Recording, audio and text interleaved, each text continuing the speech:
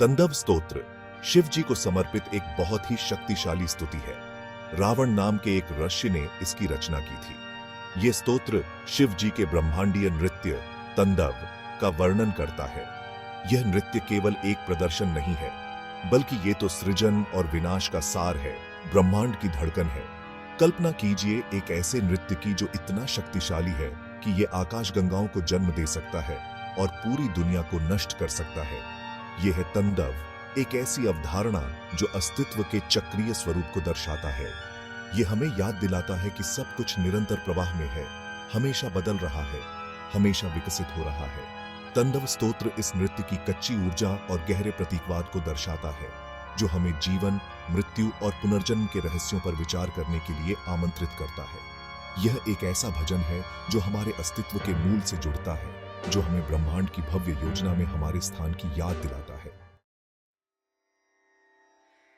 शिव का नृत्य केवल आकाश तक ही सीमित नहीं है, यह पूरी सृष्टि में व्याप्त है। हर परमाणु उनकी गति की लय के साथ कंपन करता है। समुद्र की लहरें, पेड़ों की सरसराहट, हमारे दिल की धड़कन, सब तंदव की गूंज है। उनका नृत्य एक सुंदर विरोधाभास है। यह भयानक और विस्मयकारी दोनों है, विनाशकारी लेकिन रचनात्मक भी। यह द्वैत वास्तविकता की प्रकृति को ही दर्शाता है, जहां सृजन और विनाश एक ही सिक्के के दो पहलू हैं। तंदव को समझकर हम सभी चीजों की परस्पर वर्बंडनहाइट को समझने लगते हैं। हम देखते हैं कि मृत्यु अंत नहीं है, बल्कि जीवन के चक्र का एक आवश्यक चरण है। शिव के नृत्य के हर तत्व का गहरा प्रतीकात्मक अर्थ है। उनके बिखरे हुए बाल बेतरतीब ढंग से बहते हुए प्रकृति की अदम्य शक्तियों का प्रतिनिधित्व करते हैं। उनके सिर पर सुशोभित चंद्रमा समय की चक्रीय प्रकृति का प्रतीक है। उनके बालों से बहने वाली गंगा सृजन के जीवनदायी जल का प्रतिनिधित्व करती है।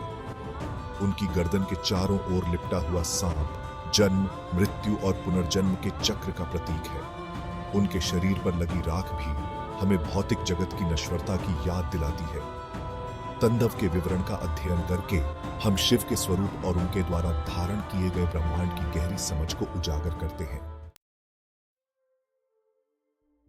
तंदव स्तोत्र केवल शिव के नृत्य का वर्णन नहीं है, यह एक आह्वान है। उस दिव्य ऊर्जा से जुड़ने का एक तरीका है जिसका वह प्रतिनिधित्व करता है। संस्कृत शब्दों को ध्यान से चुना गया है। उनकी ध्वनियां तंदव के ब्रह्मांडीय स्पंदनों के साथ प्रतिध्वनित होती हैं। केवल स्तोत्र के उच्चारण से विस्मय और आश्चर्य की भावना पैदा हो सकती है। छंदों की लय और गति श्रोता को एक ध्यान की स्थिति में खींच लेती है, जिससे वे शिव के नृत्य की शक्ति का प्रत्यक्ष अनुभव कर पाते हैं। ध्वनि और भाषा की शक्ति के माध्यम से तंदव स्तोत्र मानव और देवत्व के बीच की खाई को पाटता है।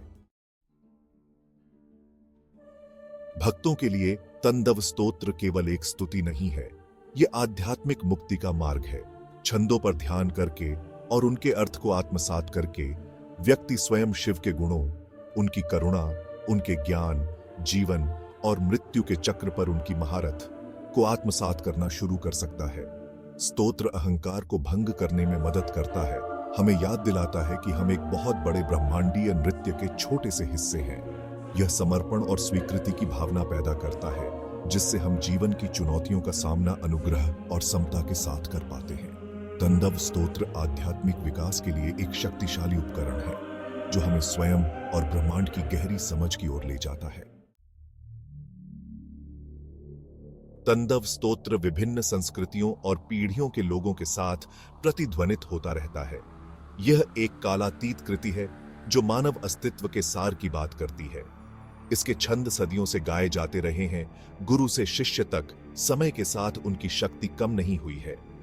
शिव के नृत्य की कल्पना कलाकारों, संगीतकारों और नर्तकों को प्रेरित करती रहती है, जो इसे रचनात्मक अभिव्यक्ति का एक स्रोत पाते हैं। चाहे शब्दों के माध्यम से, संगीत के माध्यम से या गति के माध्यम से, तंदव स्तोत्र हमें उस दिव्य ऊर्जा की याद दिलाता है जो सभी चीजों में प्रवाहित होती है।